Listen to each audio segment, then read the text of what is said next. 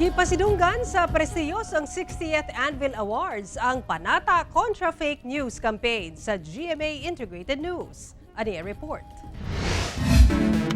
Panata nga matabangan ang nasud pinaagi sa pagbatok sa mga peking balita ug panata nga makahatod og balitang makatabang sa pagpili sa mga taong sakto nga mamuno sa nasud. Kini ang Panata Contra Fake News campaign sa GMA Integrated News. Giila kini sa prestiyosong 60th Anvil Awards. Gold Award ang gihatag alang sa Public Relations Program's Best Use of Partnerships category.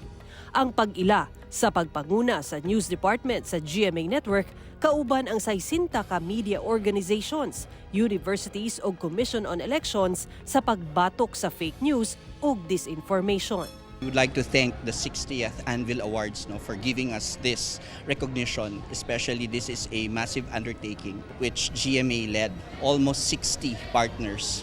So nagpapasalamat tayo sa mga nagtiwala. Usa ang Panata Contra Fake News sa GMA sa 122 nga midaog sa kapin 750 public relations campaign entries. GMA was part of the top 3. Si GMA, maganda yung program niya. The output was good. Yung PR program na yon, of course, kung ano yung impact niya sa society, kung paano siya makakatulong sa Filipino people or in other countries. Ug tungod anaa sa top 3, nominado sab ang campaign sa Grand Anvil Award nga pinakataas nga pasidungog nga gihatag sa Anvil.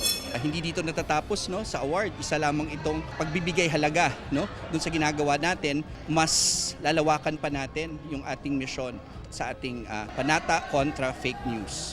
Sara Hilomen Velasco, One Mindanao.